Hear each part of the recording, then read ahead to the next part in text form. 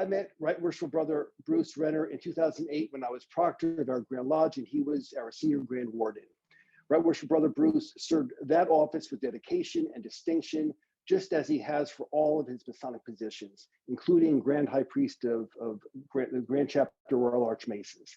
Brother Bruce is currently Junior Deputy Supreme Magus of the Societas Rosicruciana in Civitabus Federatis, and I'm sure he can say a lot better than me, and will shed light on Rosicrucianism, its fundamental concepts and attributes, its history and relationship to Freemasonry. I'm grateful for his friendship and participation tonight. I present Right Worshipful Brother Bruce Renner, Angels and Atoms, the Rosicrucian Ideal. Right Worshipful Brother Bruce, the floor is yours. Thank you very much. Let's give me a second to share my screen here.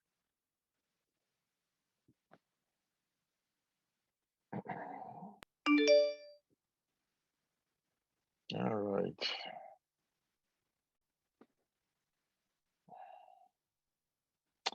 All right, is everybody seeing that screen? The big question on every Zoom conference. Okay, yes. Great. Well, I thank you for all attending tonight, my brothers. And let me pose a question to you. A old college professor of yours calls you up and says, hey, I'm teaching a course on secret societies, and I'd like you to give a lecture on Freemasonry and tell us everything there is about it in an hour. That would be kind of a daunting task, I think. Even for me, I've been a Mason 50 years, 51 years actually. And I know a lot about Freemasonry, and it's got a lot of great experiences. And I want to tell everybody about that. And I often find it difficult, even in casual conversations, because most people say, oh, you're a Freemason, what's that all about? They want 5 bullet points of conversation, then they want to move on to, hey, how about those Yankees and that kind of thing. Rosicrucianism is exactly the same. It has a history very similar to Freemasonry. It's a very intricate subject. It has adherents like Freemasons that have been members all their life and therefore have buku experience in their Rosicrucian affiliations, whatever those may be. So at best tonight, I'm going to give you a Rosicrucian in a nutshell, maybe, or it's not, doesn't even reach the level of the Complete Idiot's Guide to Rosicrucianism or the Dummy's Guide to Rosicrucianism for Dummies or anything like that. But you should walk away from this with an understanding of the basics, maybe your 5 elevator points and a few more, and hopefully some idea of its relationship to Freemasonry, which is why we're really doing this presentation, because it does have a fairly strong relationship to Freemasonry. And I will also provide you at the end some further reading and study outlets for you if you want to pursue the subject further. So without further ado, let's talk a little bit about the Rosicrucian ideal. So, and okay.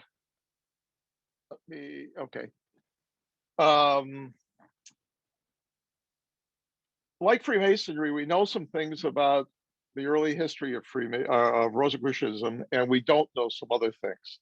So what we know about Rosicrucianism is its historical backdrop. We pretty much know when it occurred. To some degree, we know why it occurred, and there's several speculations as to the real intent of the authors, but that is not really known. No one has really written in their memoirs, we started this when I was in college because, or anything like that. So very similar to Freemasonry, we don't know what the real intentions are, but we can give it kind of a guess. We know where it began, we know how it began to some degree, just like we know in Freemasonry to some degree how it began. And we certainly know what it's become, which I'll talk about in some detail. So like I say, we do not know who wrote the original documents and what was their intention. Okay, for a historical backdrop, Freemasonry and Rosicrucianism emerged at a time when the great pillars of Western civilization, science and religion, stood in almost perfect balance. a state never seen before or really since. The balance went unnoticed, as most things are, by most of the people of the time. Rapidly receding in the rearview mirror of history was the Renaissance, which had recovered much of the ancient knowledge lost or suppressed during the Middle Ages, had invented some new things of their own, and brought about a revolution in artistic expression. Rapidly approaching was the Enlightenment, where the scientific worldview would challenge the enchanted worldview that had predominated human history up to that point. Now, though, the masses were concerned more with the aftermath of the Reformation and its religious and political effects. If it wasn't quite so dark as the Middle Ages, it was still a time of constant war. In retrospect, the emerging scientific worldview was a far greater challenge to religious interests, but it was inconceivable to the churchmen of the time that science would prevail. For many educated men of this period, there was a common language that connected the religious and the scientific, a language of symbols and allegories that spoke to educated men of the time as easily of angels and of atoms, hence the title of this presentation. The language in part is part of the Hermetic tradition. It's referred to today as the Western esoteric tradition. It is largely a forgotten or rejected understanding. These men weren't Rosicrucians in name, and they would not be in their time, but they embraced a worldview that made allowances for both man's spiritual and materialistic nature that would in succeeding times be captured under the umbrella of the Rosicrucian ideal. So where it began, Rosicrucianism actually emerged in Europe, the continent of Europe, and chiefly around the central region, which was called the Holy Roman Empire at that time, but is now occupied by modern Austria and Germany. And there is little doubt that that's where it actually came from. And for Freemasonry, just as an aside, most people now believe that it began in Scotland about the same time as Rosicrucianism emerged. So it was interesting. It was interesting the juxtaposition that in the British Isles we had Freemasonry, its genesis, and then in Central Europe you had the Rosicrucian.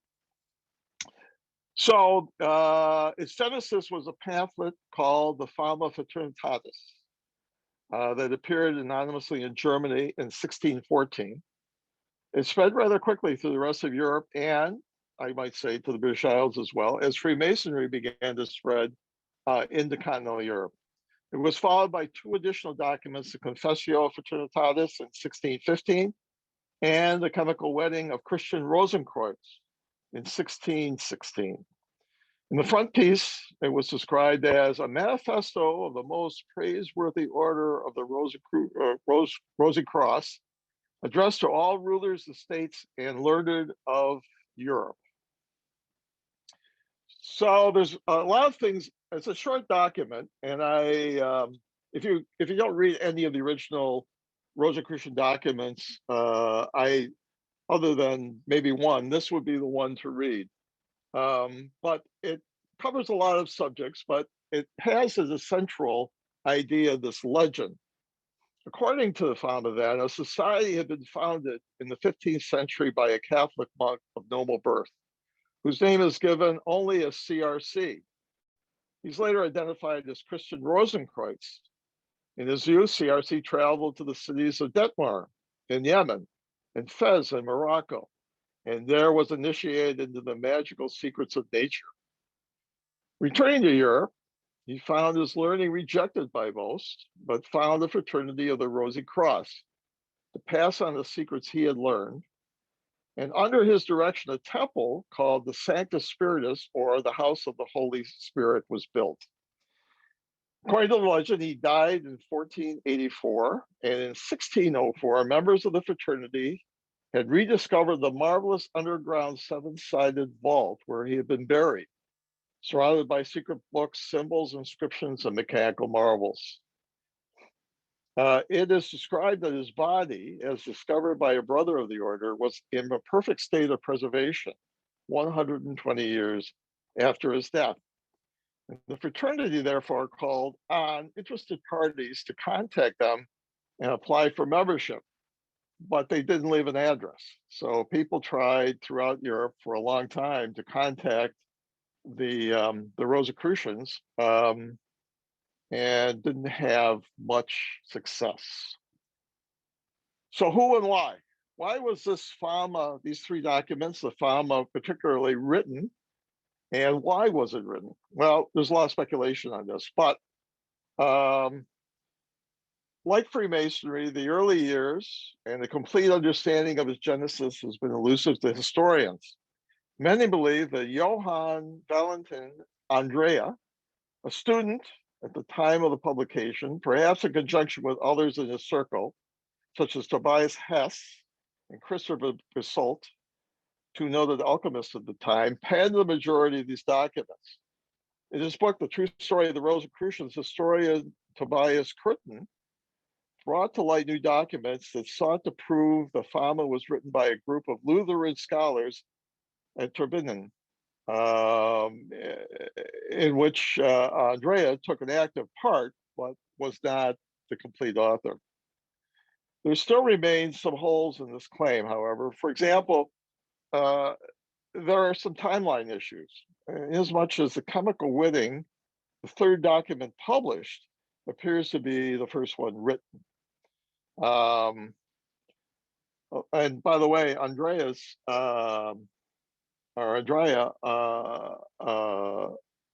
admitted in his memoirs that he had written the chemical wedding, but the Fama and Confessio he did not record as being the author, so that still is kind of up in the air.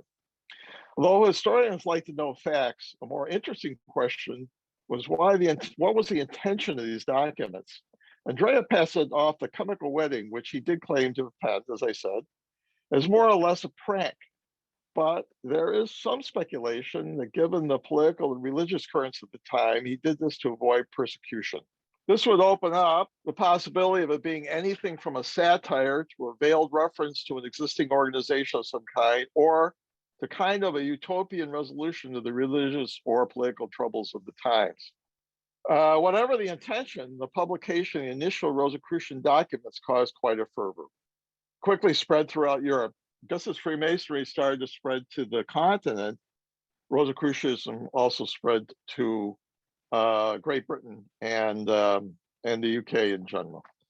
There were thousands of inquiries on how one might become a Rosicrucian. Hundreds of self-styled Rosicrucian texts were produced, and many who simply self-identified themselves as a Rosicrucian, either publicly or privately. The excitement was centuries later characterized by historian Francis Yates, the first person in academia to seriously study the effect of occult philosophy on Western civilization, to refer to it as the Rosicrucian Enlightenment.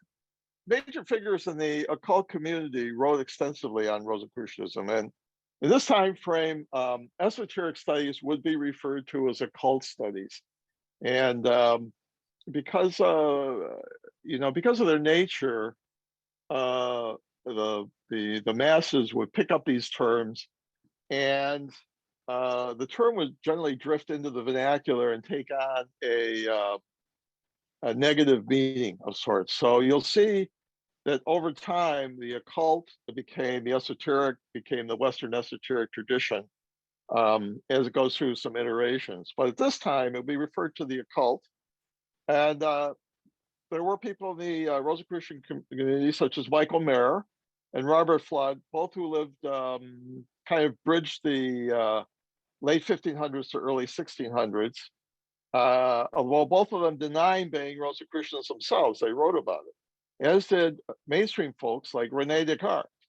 Perhaps noted that Adam Hesselmeyer, Descartes' story is kind of interesting in a respect because he was branded a Rosicrucian and didn't really want anything to do with it. But because he was an intellectual, people kind of said, and because he had some radical ideas about things, they kind of assumed that he was a Rosicrucian. So He was perhaps noting that Adam Hilsmeyer, who was a respected doctor and a student of the alchemist Paracelsus, was sentenced to 5 years in the galley because of his remarks he made about the Fama. So these were dangerous times indeed. By the middle of the 17th century, the fervor had largely died down, along with the last gasp of the Renaissance. The social, political, and religious issues that contributed to the creation of the initial Rosicrucian ideal went unresolved for many more years, including a period which we now refer to as the 30-Year War that killed anywhere from 4 to 8 million people in Europe. So we come to a time when Rosicrucianism kind of went to sleep for a while, and then it was resurrected. And the events that led to the initial Rosicrucian environment had long since passed by the middle of the 18th century, but it was not completely forgotten, particularly by Masonic, the Masonic establishment that has survived and even thrived after its 17th century beginnings. One reason for this is that Freemasonry had an ideal and an actual organization that became increasingly visible over time, and the Rosicrucians didn't. There was no place for Rosicrucian symbolism in the lodge system.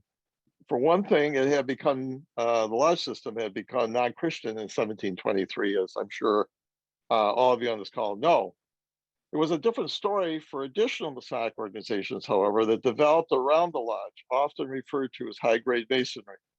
Among these organizations that began including Rosicrucian elements into the ritual were the Scottish Rite, the Royal Order of Scotland, and more overtly, the Societas Rosicruciana in Anglia, or the Society of Rosicrucians in England. One organization only used a very effective ritual initiation. I'm sorry, other organizations only used a very effective ritual initiation template developed by Freemasonry to establish more overtly occult groups. Most of these had a relatively short lifespan, such as the Order of the Golden Rosy Cross, which was founded in the 1750s by the alchemist Hermann Fuchtold, and the Kabbalistic Order of the Rose Plus Cross, founded in Paris in 1888. Others, such as the Hermetic Order of the Golden Dawn, founded in London in 1899, continue in some form to this day. So in America, the story is also complicated. Almas were brought there in colonial times by German pilgrims, the pietists, perhaps you've heard of. Some were imported by European Masonic interests. Others were homegrown.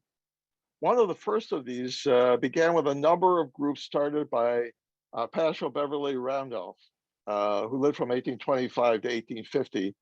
And he appears to have been in equal measures brilliant, a con man, and delusional. A more practical inheritor of the fragments he left behind was one R. Swinburne Clymer, who lived until 1966, actually, and who created an organization called the Fraternitas Rosicrucianis. His primary competition came from the creation of R. Spencer Lewis, who lived from 1883 to 1938, who founded the ancient mystical order of Rosicrucians, better known as AMORC. Smaller groups included the Rosicrucian Fellowships, founded by Max Hendel in Columbus, Ohio in 1907, and a non-Masonic version of the SRIA, the Societas Rosicruciana in America, also titled the SRIA, but the two have no relationship, all of which have active descendants today.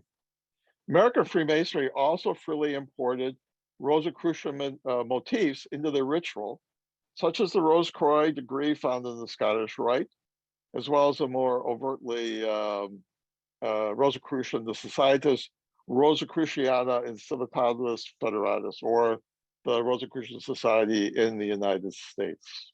The pictures on the screen, Beverly is on the top left, Hendel is on the right,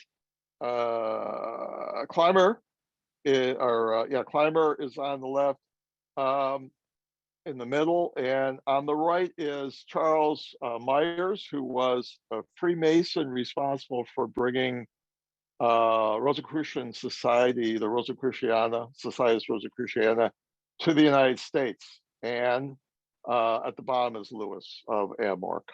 So modern venues of Rosicrucianism, there's 4 basic venues involved in modern Rosicrucianism. The first is a correspondence type school. And you're probably familiar with this. When I was a kid, you see advertisements in all the magazines to join AMORC, and AMORC is probably the poster child for correspondence schools. But people join these, and they complete a curriculum, and that's how they advance in the order. And sometimes they have local units. In Buffalo, for example, where we are, and I believe New York City as well, there were, or maybe still are, local AMORC units, although I've lost track of them. But many Masons of my acquaintance in the Buffalo area were one time or another a member of AMORC. So they're still up and around. The study group approach is something that we do in the Freemasonic Rosicrucian group, Societas Rosicruciana. Think of it as A&D or a research lodge, except it's totally focused on esoteric type subjects, as well as the study of religions and philosophies in general, but usually with more of an esoteric bent to them.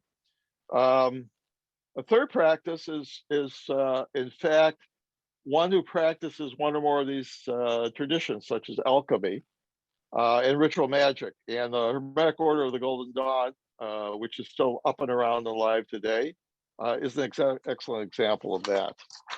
And finally, we have a strictly academic approach, and it may be considered a more formal and professional than the study group approach. So these would be published people, and there's been a great deal of published material produced on Rosicrucianism in the last, I would say, 25 years or so. All right, so the original intention of the FAMA, they list in the FAMA 6 characteristics of the order that are kind of allegorical. First, that none should profess anything other than to cure the sick, and that freely. That they should not be constrained to wear any particular dress, but follow therein the customs of the country they are in. That every year on the day of Corpus Christi, they should meet at the Collegium ad Spiritus Sanctum, or write the cause of their absence. Everyone should look for some worthy person of either sex who, after their decease, might succeed them. That RC be their mark, seal, and character, and that the fraternity remains secret for 100 years. It's worthwhile noting that this appears more of a prescription for a religious or mystic order. It makes no reference to any mysterious subjects such as alchemy or the Kabbalah, and it may have been meant to poke fun at the religious orders of the day that profess piety, but were very much into power politics. Modern Rosicrucianism, however, has certain characteristics, and one of them that you can use to validate their claim of the tradition is that they are all Christian, although they are all non-dogmatically Christian. So this is Christianity in the broadest possible umbrella. And therefore, true Rosicrucian groups require adherence to the Christian faith in some form as one criterion for membership. Second characteristic of the Rosicrucians is scholarship. Although these groups have an overreaching Christian motif, they do encourage scholarship into both scientific and spiritual subjects and often work to reconcile the two. They are open to learning about other religions and philosophies and see certain perennial themes in all true religions. Often their Christianity is highly personal and allows for a less dogmatic approach than favored by mainstream religion. So there's a couple of esoteric themes that run through most Rosicrucian organizations. One is the Kabbalah. Rosicrucianism has, over the centuries, become an umbrella for various esoteric traditions. 2, however, are of primary importance. The first is the Kabbalah, and it's spelled here with a Q to differentiate it from the Kabbalah with a K, found in Jewish theology where it originated. The tree of life diagram is central to this tradition, but by no means the whole story. In broad terms, is a map from our world of action down at the bottom of the diagram to the divine at the top of the tree. Those Rosicrucian groups that practice ritual initiation often have grade structures symbolized by the advancement up the tree to gain more sublime knowledge. So symbolically, there's a movement up the tree. And we'll show how this varies a little bit from Freemasonry in just a bit. Okay, another aspect is alchemy. This is an interesting diagram that I found quite a while ago. I was putting together a presentation on alchemy, and this is kind of a tree of life format for the practices of alchemy. And so this is a second tradition that is found in most Rosicrucian groups. And specifically, we talk about spiritual alchemy. The esoteric form of alchemy concerns, the transmuting of metals and the elixir of life. And it's a kind of a well-known theme to the general population, I would think.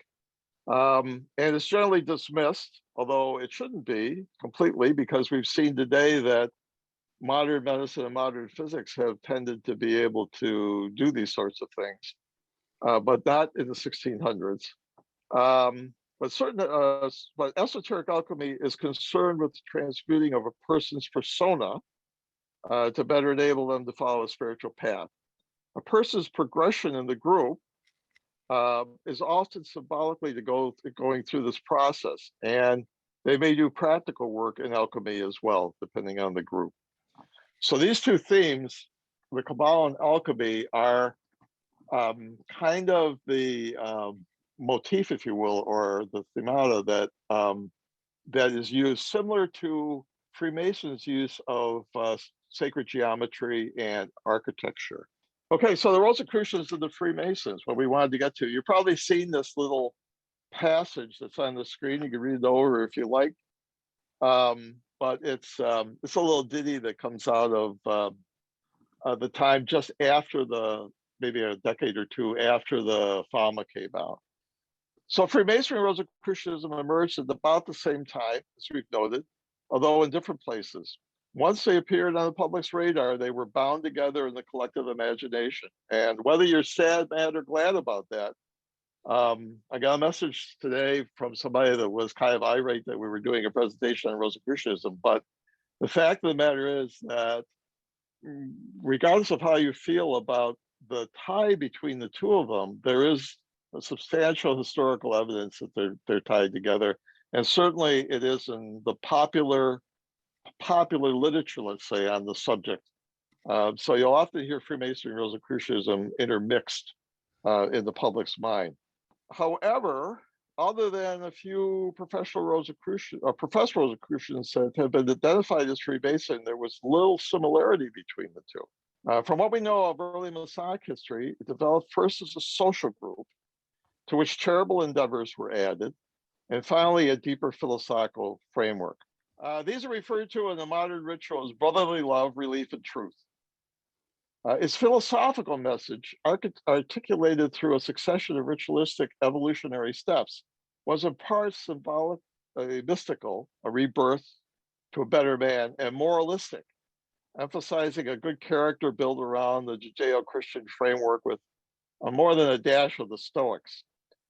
Although much is made of its esoteric intentions, there's little evidence of it in the lodge system. But it should be noted that many brothers inclined towards esotericism visualize it that way, which is, at least in my mind, perfectly fine. One must admit that much of the symbolism lends itself to esoteric interpretation. Sacred geometry leads to sacred geometry, the two pillars to the Kabbalistic middle pillar, and the four royal arch banners to the ancient elements without too much effort. And for the average Mason, Freemason was ultimately about being a better man here and now, or in Kabbalistic terms, we were in the bottom level of that Malkuth, the world of action. So for most Masons, there was less of a philosophical interest and more of a social, charitable interest. And we'll see in Rosicrucianism, that's kind of a kind of reverse. There's more of a philosophical interest, a social interest to some degree, and almost no charitable interest. All right, so despite an underlying sense of organization and charitable pursuits, healing the sick, there appears to be no attention of the authors of the original manifestos in starting a real organization. And it took many decades before it occurred to esotericists and would-be Rosicrucians that if not them, why not us? When Rosicrucian organizations did emerge, they used the Masonic method of ritual initiation, but little else, except in expressly Masonic groups. So in expressly Masonic groups, it was Masonic first, Rosicrucian second, which came to be known as high-grade Masonry. So it was like Freemasonry with a little bit of secret sauce.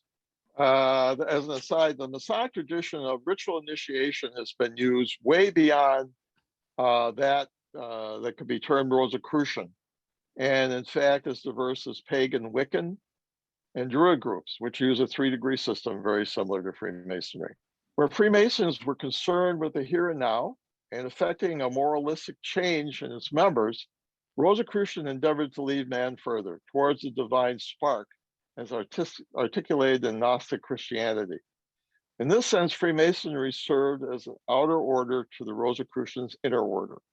In Kabbalistic terms, Masonry stood at the foot of the tree, at the bottom, where we see Freemasonry on the diagram, where Rosicrucianism endeavored to move up the tree to various degrees, and spiritual alchemy component, further refining the Masonic goals of making good men better.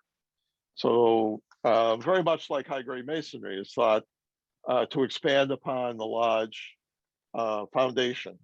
Okay, so by way of summary and comparison, this table might be a helpful memory aid. Let me call your attention to a few things in the table. You can kind of skim through it.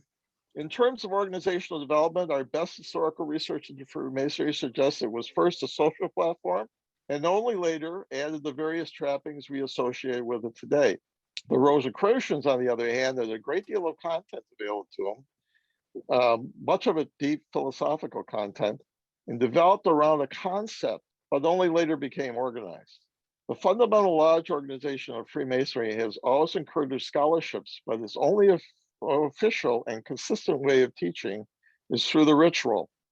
Even the education programs established by modern Grand Lodges mainly focus on organizational but not philosophical subjects. Rosicrucian organizations, by contrast, tend to use ritual only for initiation, which they view as important, but their day-to-day focus is on study, research, and in some cases, practice.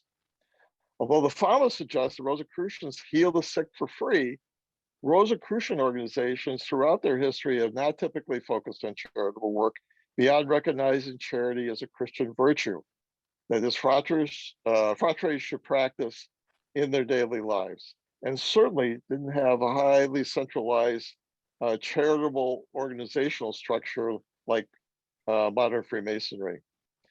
As with any group of like-minded individuals, they are social and enjoy each other's company, but again, don't give it the central focus found in Freemasonry. So I'd like to briefly just say a few words about the Masonic, the one Masonic organization, at least in the United States, is totally focused on connecting Freemasonry with Rosicrucianism.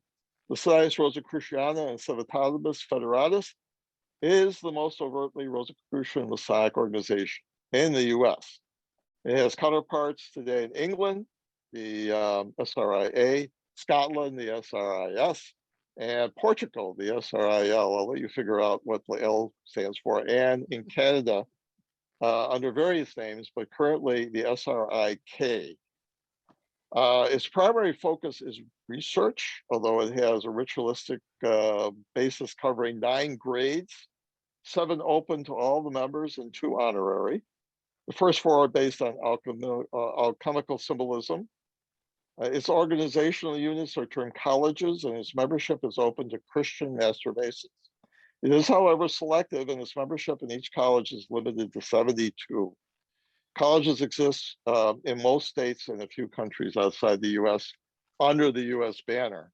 Okay, so in closing, I'd like to call your attention to some Rosicrucian literature that you might want to look into if you have more interest on the subject. The first of these is a source for the three Rosicrucian manifestos themselves. The McIntoshes and JOBCELYN Goodwin are Rosicrucian scholars. They have a lot of published material on the Rosicrucian history and the Rosicrucian ideal.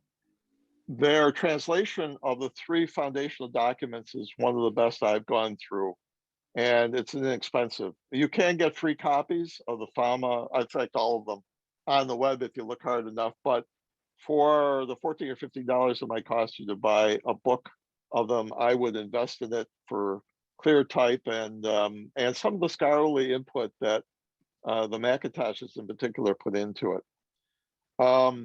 Zanoni is an interesting book. It's by a fellow named Edward Bulwer Lytton.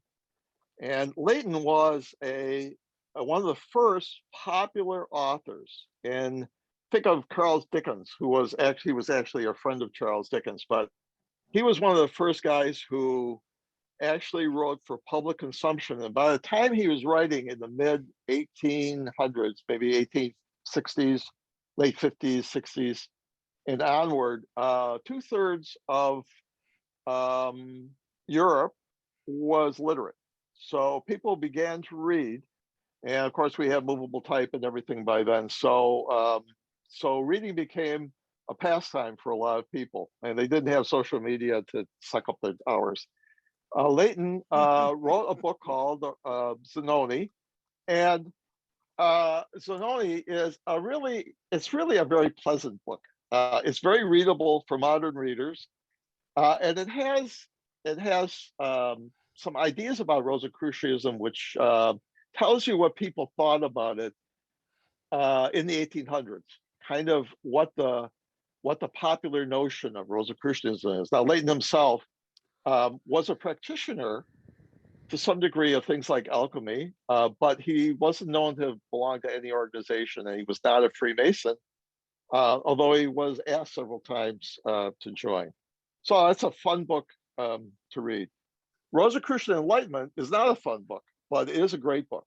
It is the first book, and by the way, Francis Yates has written several books on everything from Elizabethan, the kind of the occult movement in the Elizabethan England, all the way through the Rosicrucian Enlightenment and beyond. She's written books on the art of memory and some other things, but she was the first academic professional to actually write about Rosicrucianism. The downside of that is she's an academic professional, so the book is not easy to read. None of her books are really easy to read, but they are very good and very interesting, and particularly good at setting the historical framework around the Rosicrucian movement. Arthur Underweight is kind of a secret vice of mine. I really love Arthur Waite, and people have read Arthur Waite, maybe many of you have, are probably saying, oh my God, this guy is really sick. He's a terrible writer. I admit it. This is maybe one of his better books, by the way, one of his more readable books, but Arthur Waite can be a very trying reading experience. But every book I've ever read by Arthur Waite has at least 5 or 6 seminal ideas in it. Often very difficult. You know, you have to really kind of pay attention, because he'll write 600 pages and there'll be these 5 sentences that you really want to pay attention to. What recommends this book to Masons, though, is that he spends a lot of time talking about the relationship between Rosicrucianism and Freemasonry, because Waite was a Freemason, and he was very eclectic, although in his later life he turned almost completely to becoming kind of an intellectual mystic. And he was raised in Catholicism, so he was very into what I would say heavy duty symbolic Christianity. But in this particular period, he wrote this is a very interesting book for readers if you persevere with his writing style. I mentioned this book before. Tobias Trutten, on the other hand, is very readable. You have to take it with a little bit of grain of salt. He has made some claims that, frankly, don't meet modern scholarship standards. It may be true, but his book lacks the rigor of something like Yates's book. But it's very readable. And if you really wait and say, oh my God, I can't tell what's going on here, read Curtin, and then you'll have a better idea of what's going on. And finally, I want to call your attention to a book by Tabitha Cicero about the Golden Dawn. The Golden Dawn is a Rosicrucian organization. It's a practicing one. What recommends this book, it's a good introduction to the Golden Dawn if you're interested in the Golden Dawn, but it talks a lot about the fundamental things that most Rosicrucian groups talk about. Not all Rosicrucian groups are practicing groups, obviously, and not all of them are into the same things. But it does a good job of articulating things from the Kabbalah, the various ideas of divination, alchemy, and so forth. And there's a real interesting section in which they talk about the moral characteristics necessary to pursue esoteric studies. And if you read it, you'll say, that's exactly what I would characterize a Freemason's teachings to be. So it kind of reinforces this idea that Freemasonry is the moralistic, ethical, character building outer order that's necessary for someone to successfully pursue the esoteric. Chick Cicero is a Mason. I know Chick pretty well, and he's a Mason. He's past Grand Commander of Florida and the Knights Templar and a bunch of other things. He's a chief adept in the Rosicrucian Society, where I currently serve. So he's written many books on the Golden Dawn, and if you have an interest in the comprehensive study of kind of the esoteric traditions, the books that he and his wife have written are very good. There were a couple of questions earlier in the chat, which I'll go through, and then if any brother wishes to ask a question directly of Brother Bruce, just maybe you can raise your hand in the bottom portion, and we'll call upon you. Brother Cesar Rios asks, early in your program, you talked about alchemy in different groups. Are there any current groups that actually practice alchemy, and what were those names, if you can recall? Frankly, I don't know of any groups that do, although in New York City, but if he's from New York City, probably you'll be able to find it if it's anywhere. For me, Toronto is kind of the center for all this stuff. But there are, in our colleges, for example, there are Masons who practice alchemy, and a few of them have given, they have laboratories.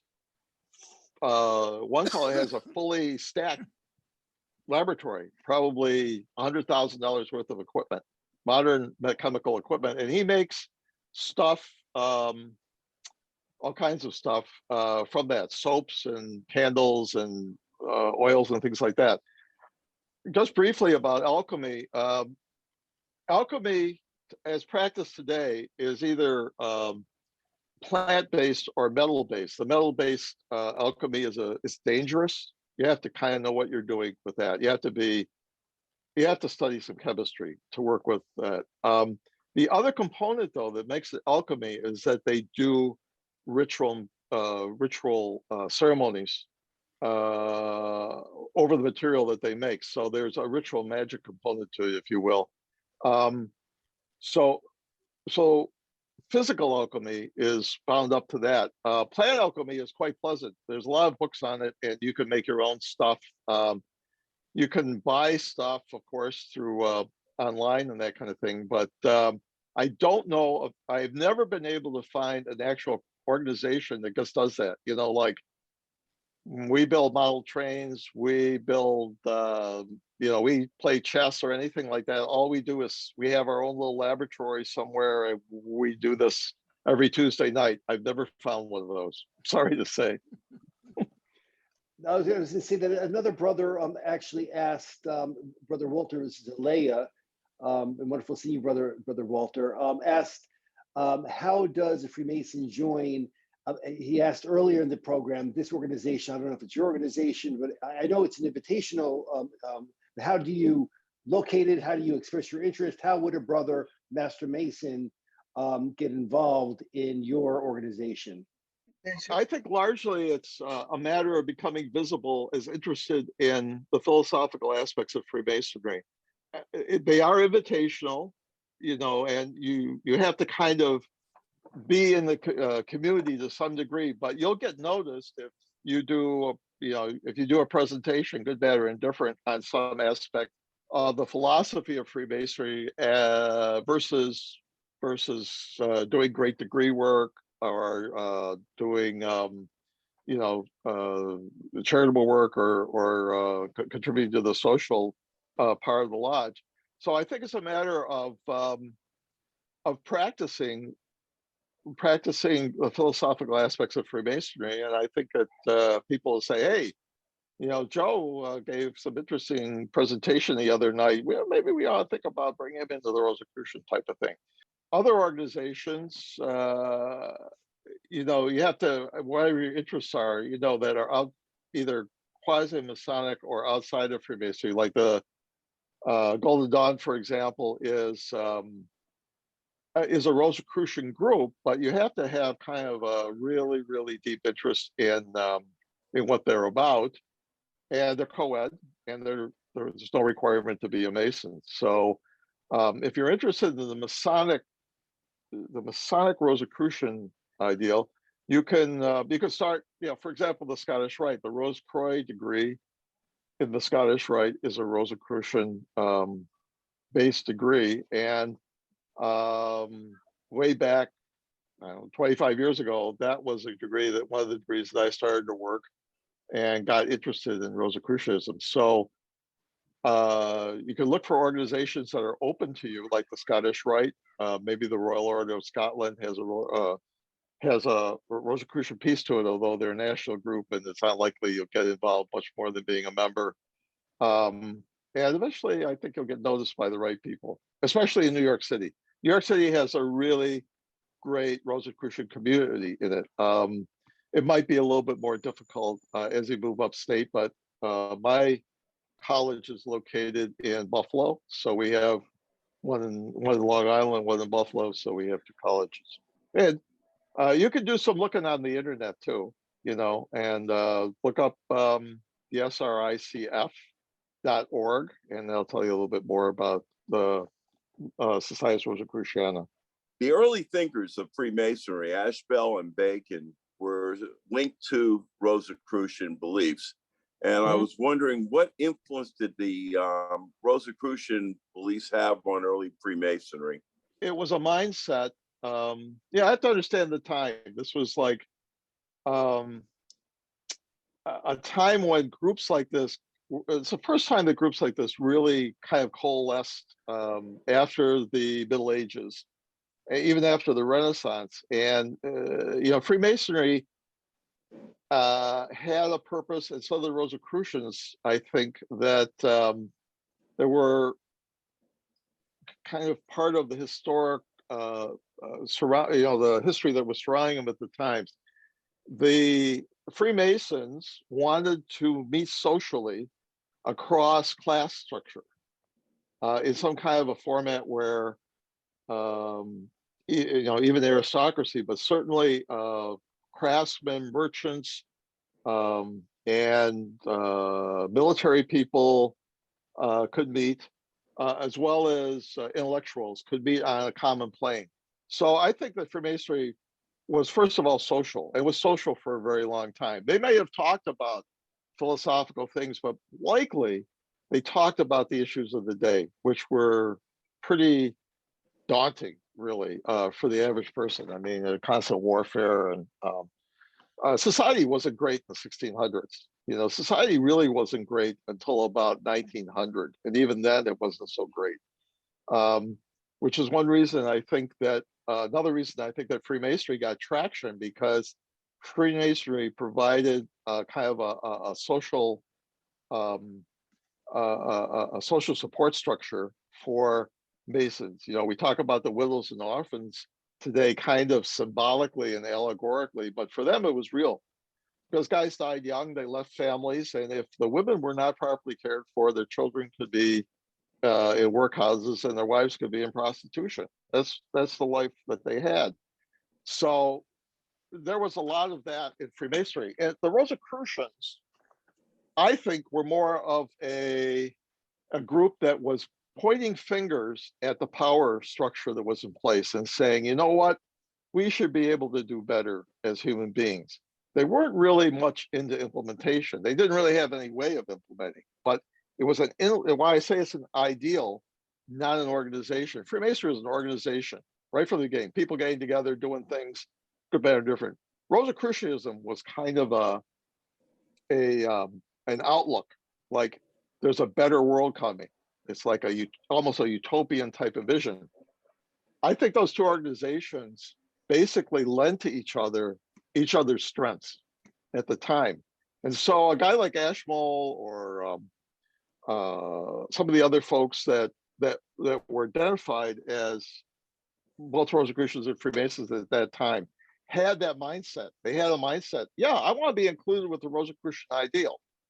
I also want to be able to go and meet with people, which was kind of the Freemasonic ideal. And I want to be a conglomerate of this and a better guy because of it. And I think that's where they blended. And then Freemasonry progressed to the point where there was philosophical input. And then I think there was Rosicrucian elements that came into it on that basis.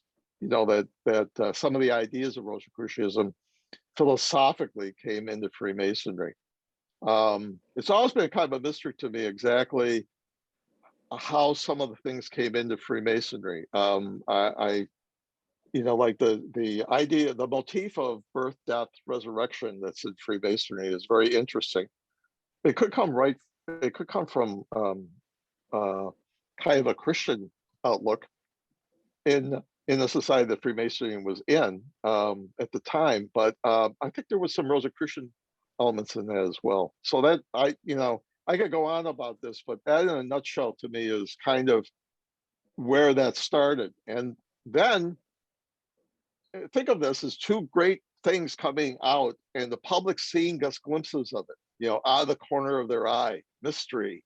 There's these Rosicrucians. There's this legend around them, and people believe things more literally then as well. And it was all word of mouth. Most of the people were illiterate. So these organizations became kind of congealed together in people's brains. They said, Rosicrucians, Freemasons, all this mystery stuff going on.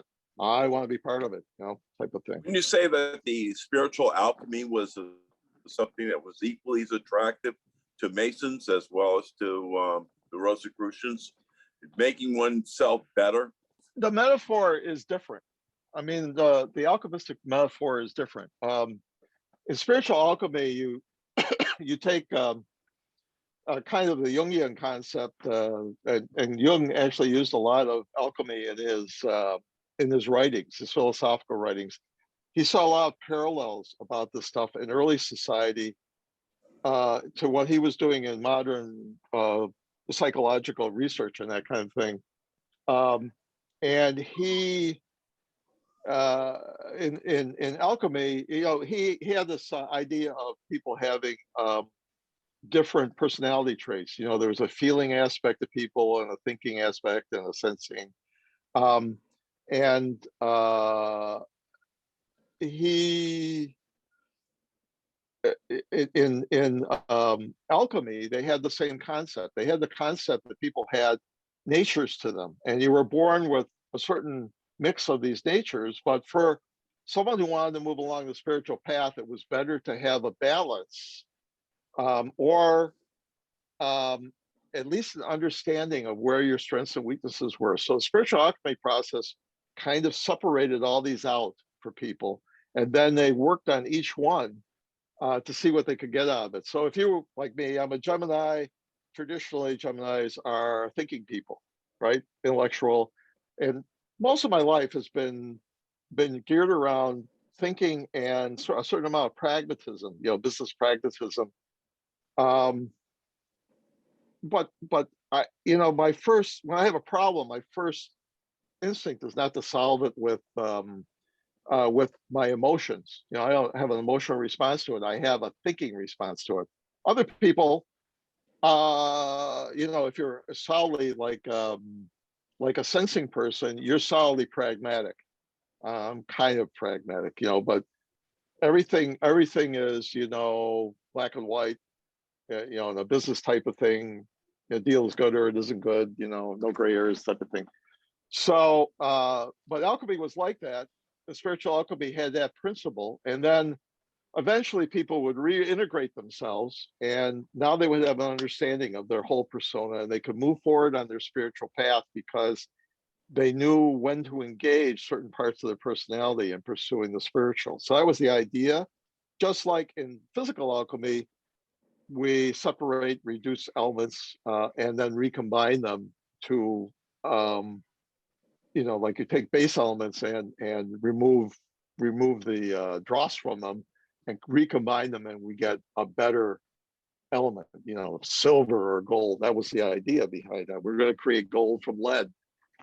Well, spiritual alchemists were more successful in doing that kind of transformation, of making people better by them going through this process, much better than the physical alchemists, who didn't have much success until, you know, around the last half of the 20th century, you know, in doing some of this stuff.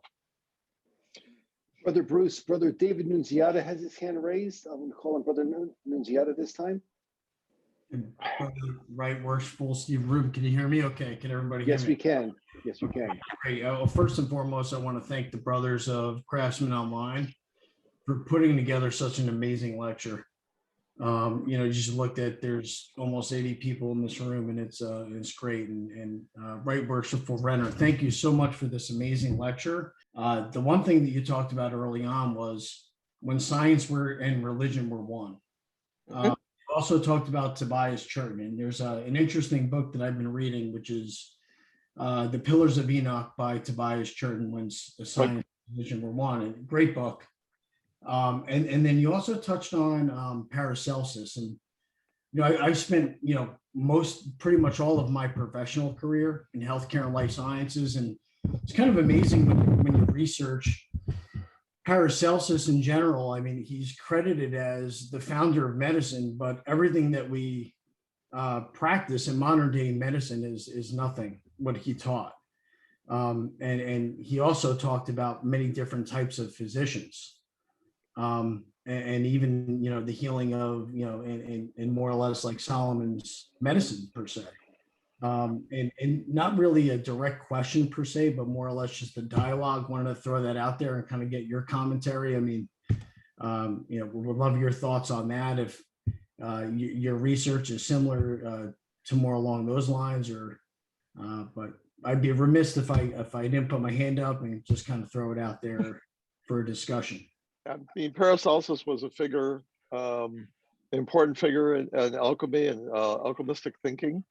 And a lot of the guys of that period coalesced around his thinking. But he was both a physical alchemist and a spiritual alchemist. And that, you know, one thing that you have to understand about alchemy, because it gets poo-pooed a lot, particularly, I mean, it takes a really kind of enlightened chemistry teacher to actually talk intelligently about alchemy. But the alchemists, you know, they had this grand goal of being able to take lead and make it into gold. And of course, kings and popes and everybody else were highly interested in that. But the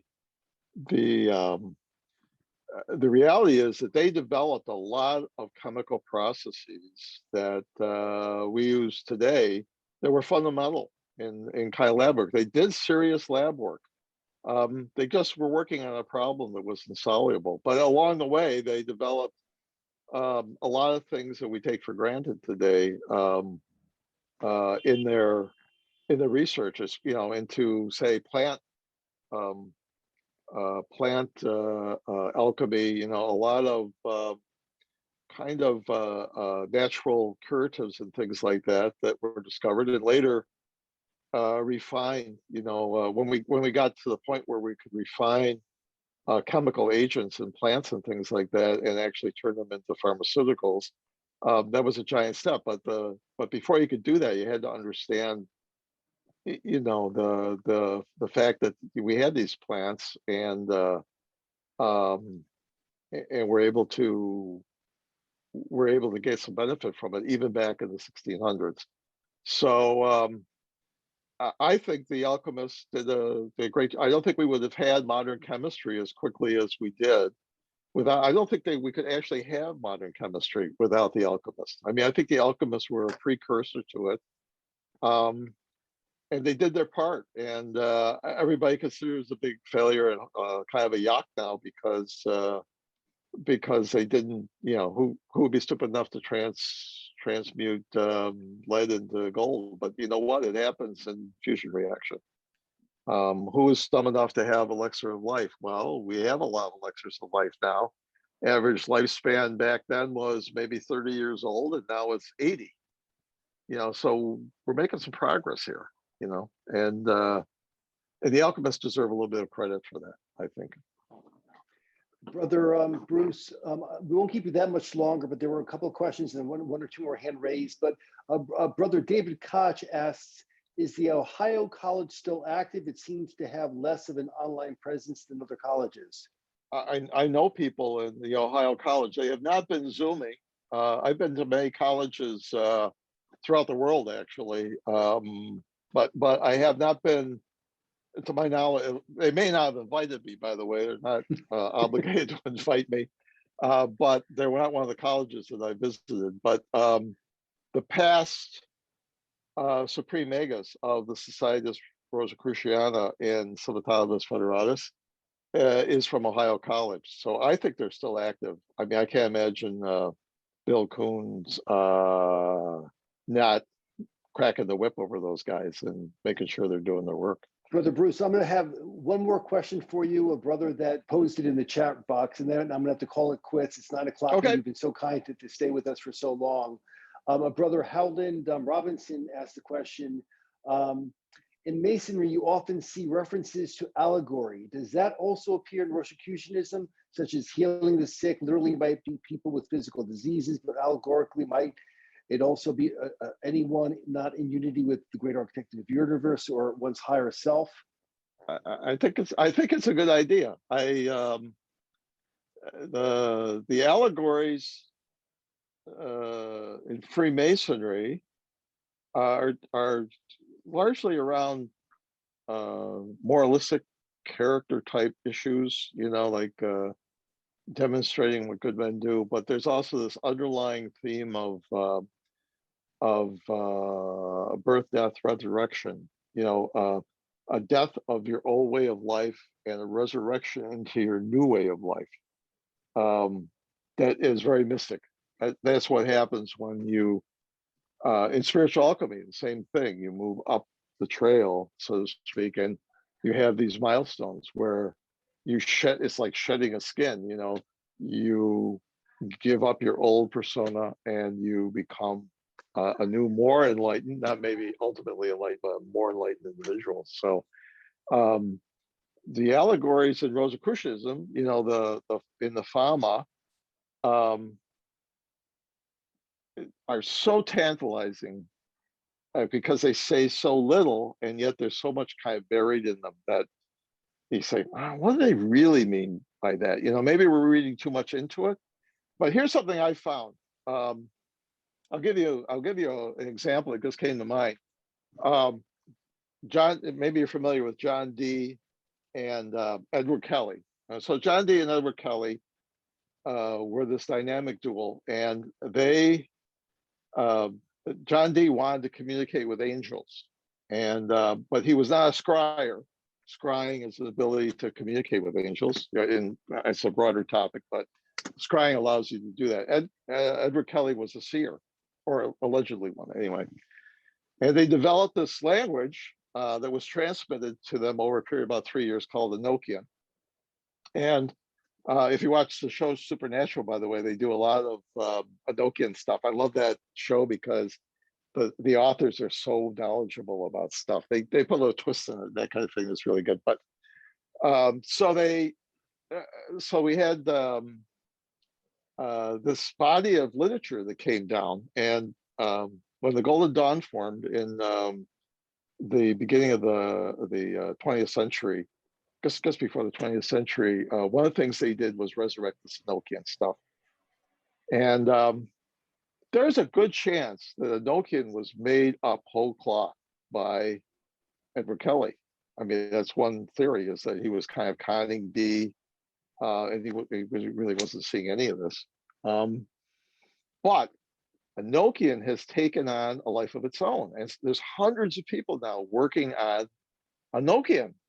And so Enochian now has a characteristic and a body of information around it that makes it viable for esoteric people, you know, for meditation, for ritual magic type work and things like that. But you know, so this stuff all kind of progresses, you know, and sometimes it starts out as being, you know, the allegory is very, you know, like in the Fama, you say, not much to this.